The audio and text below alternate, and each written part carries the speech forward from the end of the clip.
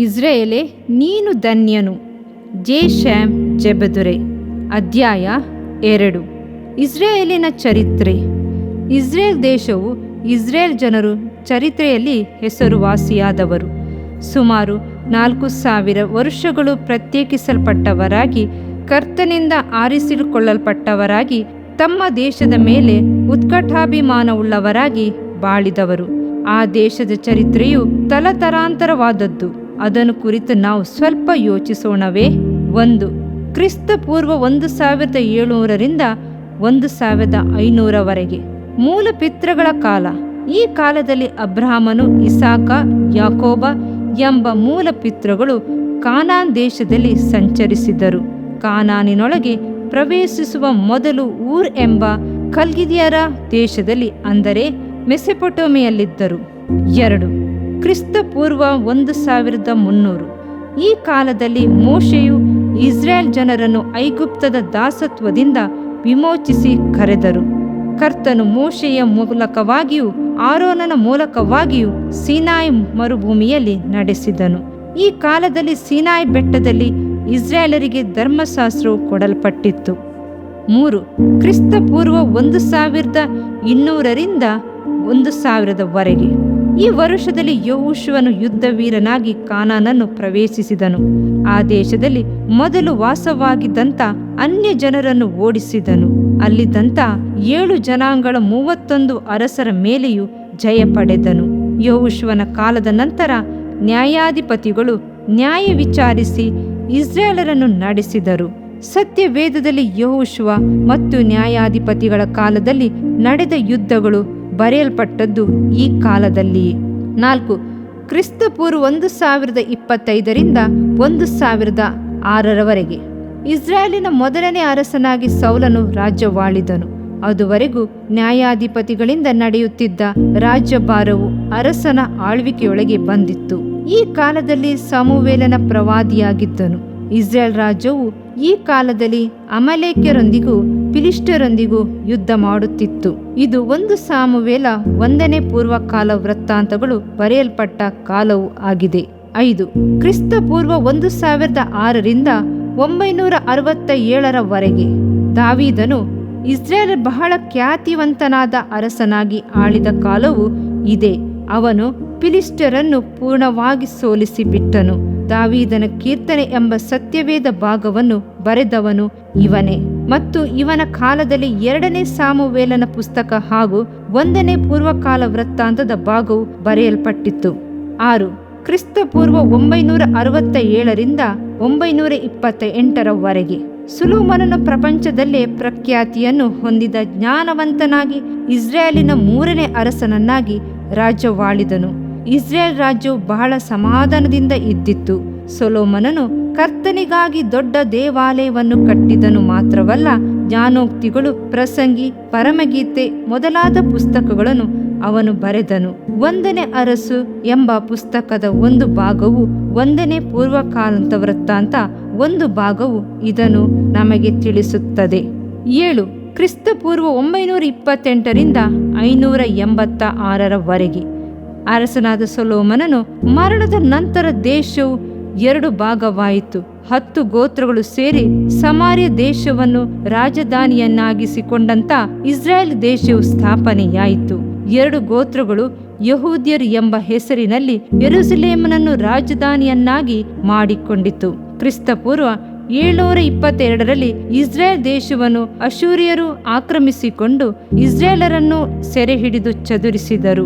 ಯೂದಾಯ ದೇಶವು ಕ್ರಿಸ್ತ ಪೂರ್ವ 576ರಲ್ಲಿ ಬ್ಯಾಬಿಲೋನಿನವರಿಗೆ ಸೆರೆಯಾಳಾಗಿ ಹೋಯಿತು. 8. ಕ್ರಿಸ್ತ ಪೂರ್ವ 587ರಿಂದ 539ರವರೆಗೆ ಯಹೂದ್ಯರು ಬ್ಯಾಬಿಲೋನಿನವರಿಗೆ ಸೆರೆಯಾದರು. ಬ್ಯಾಬಿಲೋನ್ ದೇಶವನ್ನು ನೆಬೂಕದ್ನೆಚ್ಚರ, ಬೆಲ್ಶಚ್ಚರ್, ದರ್ಯಾವೇಷನು ಮೊದಲಾದ ಅರಸರು ಆಳಿದರು. ಆ ಕಾಲದಲ್ಲಿ ಚಿಕ್ಕದಾದ ಪ್ರವಾದನ ಪುಸ್ತಕಗಳು ಬರೆಯಲ್ಪಟ್ಟವು. 9. ಕ್ರಿಸ್ತ ಪೂರ್ವ 538ರಿಂದ 332ರವರೆಗೆ ಬ್ಯಾಬಿಲೋನಿನ ಸೆರೆಯಿಂದ ಜೆರುಬ್ಬಾಬೆಲನು, ಎಜ್ರನು, ನೆಹೆಮೀಯನು ಮುಂತಾದವರ ನೇತೃತ್ವದಲ್ಲಿ ಯಹೂದ್ಯರು ಪುನಃ ಯೆರೂಸಲೇಮಿಗೆ ಬಂದರು. ಪುನಃ ದೇವಾಲಯವನ್ನು ಕಟ್ಟಿದರು. ಆ ಕಾಲದಲ್ಲಿ ಎಜ್ರ ಮತ್ತು ನೆಹೆಮೀಯ ಎಂಬ ಪುಸ್ತಕಗಳು ಬರೆಯಲ್ಪಟ್ಟವು. 10 ಕ್ರಿಸ್ತಪೂರ್ವ 332ರಿಂದ 166ರವರೆಗೆ ಮಹಾ ಅಲೆಕ್ಸಾಂಡರನು ಇಸ್ರೇಲ್ ದೇಶವನ್ನು ಆಳಿದನು. ಗ್ರೀಕ್ ಸಾಮ್ರಾಜ್ಯವು ಸ್ಥಾಪಿತವಾಯಿತು. 11 ಕ್ರಿಸ್ತಪೂರ್ವ 165ರಿಂದ 137ರವರೆಗೆ ಈ ಕಾಲದಲ್ಲಿ ಸತ್ಯವೇದವನ್ನು ಹೆಚ್ಚಾಗಿ ಪರಿಶೋಧನೆ ಮಾಡಲಾರಂಭಿಸಿದರು. ಪರಿಸಾಯರು, ಸದುಕಾಯರು, ಶಾಸ್ತ್ರಿಗಳು ಈ ದಿನಗಳಲ್ಲಿ ಎಬ್ಬಿಸಲ್ಪಟ್ಟರು. 12 ಕ್ರಿಸ್ತಪೂರ್ವ 137 ಈ ದಿನದಿಂದ ಯೇಸು ಕ್ರಿಸ್ತನ ದಿನಗಳವರೆಗೆ ಯಹೂದ್ಯ ದೇಶವು ರೋಮಾಯರ ಅಧೀನದಲ್ಲಿತ್ತು. ಹೆರೋದನು ಯಹೂದ ದೇಶವನ್ನು ಆಳುತ್ತಿದ್ದನು. ಹೆರೋದನ ಕಾಲದಲ್ಲಿ ದೇವಾಲಯವು ತಿರುಗಿ ಕಟ್ಟಲ್ಪಟ್ಟಿತ್ತು. ಈ ಸಮಯದಲ್ಲಿ ಯೇಸು ಕ್ರಿಸ್ತನು ಜನಿಸಿದನು. ಇತಿಹಾಸವನ್ನು ಯೇಸು ಕ್ರಿಸ್ತನು 2 ಭಾಗವನ್ನಾಗಿ ಮಾಡಿದನು. ಕ್ರಿಸ್ತಪೂರ್ವ ಎನ್ನುವ ವ್ಯತ್ಯಾಸವು ಕ್ರಿಸ್ತನ ಜನನದ ನಂತರ ಪ್ರಾರಂಭವಾಯಿತು. ಇಸ್ರೇಲ್ ದೇಶವನ್ನು ಕುರಿತು ಯೇಸು ಕ್ರಿಸ್ತನು ಅನೇಕ ಪ್ರವಾದನೆಗಳನ್ನು ಹೇಳಿದನು. ಯೆರೂಸಲೇಮಿನ ದೇವಾಲಯವು ಕಲ್ಲಿನ ಮೇಲೆ ಕಲ್ಲು ಉಳಿಯದಂತೆ ಕೆಡವಲ್ಪಡುವುದು ಎಂದು ಪ್ರವಾದಿಸಿದನು. ಅದೇ ರೀತಿ ಕ್ರಿಸ್ತ ಶಕ 70ರಲ್ಲಿ ಯೆರೂಸಲೇಮ್ ನೆಲಸಮವಾಯಿತು. ಯಹೂದ್ಯರು ಕೊಲ್ಲಲ್ಪಟ್ಟರು. ರಕ್ತದ ಹೊಳೆ ಹರಿಯಿತು. ಅದರ ನಂತರ 1948ರಲ್ಲಿ ಇಸ್ರೇಲ್ ದೇಶವು ಅನ್ಯರಿಂದ ತುಳಿದಾಡಲ್ಪಟ್ಟಿತ್ತು. ಕ್ರಿಸ್ತನ ನಂತರ 70ರಿಂದ 313ರವರೆಗೆ ಇಸ್ರೇಲ್ ದೇಶವು ರೋಮಾಯರ ಆಳ್ವಿಕೆಗೆ ಒಳಪಟ್ಟಿತ್ತು. 313ರಿಂದ 636ರವರೆಗೆ ಬಿಸಾಟಿನ್ಸ್ ರವರ ಅಧೀನದಲ್ಲಿಯೂ ಕ್ರಿಸ್ತ ಶಕ 637ರಿಂದ 1091ರವರೆಗೆ ಅರೇಬಿಯರ ಕೈವಶದಲ್ಲಿಯೂ 1091ರಿಂದ 1098ರವರೆಗೆ ಸೆಲ್ಯೂಕಸ್ ಎಂಬ ಪಂಗಡದವರ ಅಧೀನದಲ್ಲಿತ್ತು. 1099ರಿಂದ 1291ರವರೆಗೆ ಶಿಲುಬೆಯ ಕಾಳಗ ನಡೆಸಿದ ಅರಸರ ಕೈವಶವಾಗಿತ್ತು. 1291ರಿಂದ 1516ರವರೆಗೆ ಮಮಮ್ ಲೂಕಸ್ ಕೈ ಸೇರಿತ್ತು. 1517ರಿಂದ 1917ರವರೆಗೆ ತುರ್ಕಿಯರ ಅಧೀನವಾಗಿತ್ತು. 1918ರಿಂದ 1948ರವರೆಗೆ ಬ್ರಿಟಿಷರ ಕೈವಶದಲ್ಲಿತ್ತು. 1948ರಲ್ಲಿ ಇಸ್ರೇಲ್ ರಾಜ್ಯವು ಸ್ವತಂತ್ರ ದೇಶವಾಯಿತು. ಪ್ರಪಂಚದ ಎಲ್ಲ ಭಾಗಗಳಿಂದಲೂ ಇಸ್ರೇಲರು ಕೂಡಿ ಬಂದು ಇಸ್ರೇಲ್ ರಾಜ್ಯವನ್ನು ಸ್ಥಾಪನೆ ಮಾಡಿದರು. ಇದರಿಂದ ನಿನ್ನ ದೇಹಕ್ಕೆ ಆರೋಗ್ಯವು, ಎಲುಬುಗಳಿಗೆ ಸಾರವು ಉಂಟಾಗುವವು. ಜ್ಞಾನೋಕ್ತಿಗಳು 3ನೇ ಅಧ್ಯಾಯ 8ನೇ ವಾಕ್ಯ. ಪ್ರಿಯ ವೀಕ್ಷಕರೇ ಮತ್ತು ಕರ್ತನಲ್ಲಿ ಸಹೋದರ ಸಹೋದರಿಯರೇ, ನೀವು ನಮ್ಮ ಈ ಕಾರ್ಯಕ್ರಮವನ್ನ ವೀಕ್ಷಿಸಿದ್ದಕ್ಕಾಗಿ ದೇವರ ನಾಮದಲ್ಲಿ ನಿಮಗೆ ವಂದನೆಗಳು. ದೇವರ ವಾಕ್ಯವು ನಮ್ಮ ಎಲುಬಿಗೆ ಬಲವು, ಸಾರವೂ ಆಗಿದೆ ಎಂದು ಸತ್ಯವೇದವು ಹೇಳುವಂತೆ ಈ ಕಾರ್ಯಕ್ರಮವು ನಿಮಗೆ ಆಶೀರ್ವಾದಕರವಾಗಿದೆ ಎಂದು ನಂಬುತ್ತೇವೆ. ಪ್ರಿಯ ವೀಕ್ಷಕರೇ, ನಮ್ಮ ಈ ಸೇವೆಗಾಗಿ ಪ್ರಾರ್ಥಿಸಿರಿ ಮತ್ತು ಎಲ್ಲಾ ಕಾರ್ಯಕ್ರಮಗಳನ್ನ ಇತರರೊಂದಿಗೆ ಶೇರ್ ಮಾಡಿರಿ. ಅದೇ ರೀತಿಯಾಗಿ ನಮ್ಮ ಈ ಯೂಟ್ಯೂಬ್ ಚಾನೆಲ್ ಅನ್ನು ಸಬ್ಸ್ಕ್ರೈಬ್ ಮಾಡಿರಿ ಹಾಗೂ ಲೈಕ್ ಮಾಡಿ. ನಿಮ್ಮ ಅನಿಸಿಕೆಗಳನ್ನು ಕಮೆಂಟ್ ಬಾಕ್ಸ್ನಲ್ಲಿ ನಮಗೆ ತಿಳಿಯಪಡಿಸಿ. ನಮ್ಮ ಸಂಖ್ಯೆ 7022104605. ಈ ಸಂಖ್ಯೆಗೆ ಕರೆ ಮಾಡಿರಿ. ಒಬ್ಬ ಪಾಪಿಯ ಪ್ರಾರ್ಥನೆ, ಯೇಸುವನ್ನು ರಕ್ಷಕನಾಗಿ ಅಂಗೀಕರಿಸಲು ಮಾಡಬೇಕಾದ ಪ್ರಾರ್ಥನೆ. ಪ್ರಿಯ ಪರಲೋಕದ ತಂದೆಯೇ, ಯೇಸುವಿನ ಹೆಸರಿನಲ್ಲಿ ನಾನು ನಿನ್ನ ಬಳಿಗೆ ಬಂದಿದ್ದೇನೆ. ನನ್ನ ಬಳಿಗೆ ಬರುವವರನ್ನು ನಾನು ತಳ್ಳಿಬಿಡುವುದೇ ಇಲ್ಲ. ಯೋಹಾನ 6:37 ಎಂದು ನಿನ್ನ ವಾಕ್ಯ ಹೇಳುತ್ತದಲ್ಲ. ಆದ್ದರಿಂದ ನೀನು ನನ್ನನ್ನು ತಳ್ಳಿಬಿಡದೆ ನನ್ನನ್ನು ಸೇರಿಸಿಕೊಳ್ಳುವಿ ಎಂದು ನನಗೆ ಗೊತ್ತಿದೆ. ಆದ್ದರಿಂದ ನಾನು ನಿನಗೆ ಸ್ತೋತ್ರ ಮಾಡುತ್ತೇನೆ. ನೀನು ನಿನ್ನ ವಾಕ್ಯದಲ್ಲಿ ನೀನು ಯೇಸುವನ್ನೇ ಕರ್ತನೆಂದು ಬಾಯಿಂದ ಅರಿಕೆ ಮಾಡಿಕೊಂಡು ದೇವರು ಆತನನ್ನು ಸತ್ತವರೊಳಗಿಂದ ಎಬ್ಬಿಸಿದನೆಂದು ಹೃದಯದಿಂದ ನಂಬಿದರೆ ನಿನಗೆ ರಕ್ಷಣೆಯಾಗುವುದು ಎಂತಲೂ, ಕರ್ತನ ನಾಮವನ್ನ ಹೇಳಿಕೊಳ್ಳುವವರೆಲ್ಲರಿಗೆ ರಕ್ಷಣೆಯಾಗುವುದೆಂತಲೂ ಬರೆದಿದೆ. ರೋಮ 10:9 13ನೇ ವಾಕ್ಯ. ಯೇಸು ಕ್ರಿಸ್ತನು ದೇವಕುಮಾರನೆಂದು ನನ್ನ ಹೃದಯದಲ್ಲಿ ನಂಬುತ್ತೇನೆ.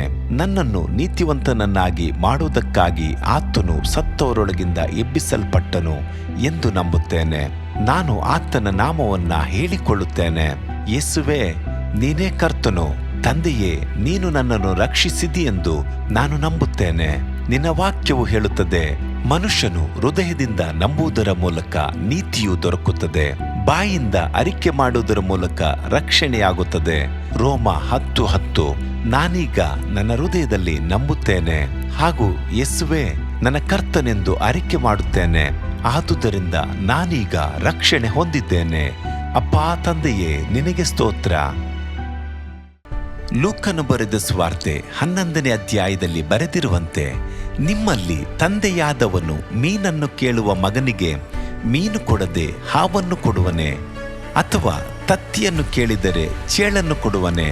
ಹಾಗಾದರೆ ಕೆಟ್ಟವರಾದ ನೀವು ನಿಮ್ಮ ಮಕ್ಕಳಿಗೆ ಒಳ್ಳೆ ಪದಾರ್ಥಗಳನ್ನು ಕೊಡಬಲ್ಲವರಾದರೆ ಪರಲೋಕದಲ್ಲಿರುವ ನಿಮ್ಮ ತಂದೆಯು ತನ್ನನ್ನು ಬೇಡಿಕೊಳ್ಳುವವರಿಗೆ ಎಷ್ಟೋ ಹೆಚ್ಚಾಗಿ ಪವಿತ್ರಾತ್ಮ ವರವನ್ನ ಕೊಡುವವನಲ್ಲವೇ ಅಂದನು. ತಂದೆಯೇ, ನೀನು ಕೇಳಿಕೊಳ್ಳುವವರಿಗೆ ಪವಿತ್ರಾತ್ಮನ ವರವನ್ನು ಹೇರಳವಾಗಿ ಕೊಡುವಾತನಾಗಿದ್ದಿ.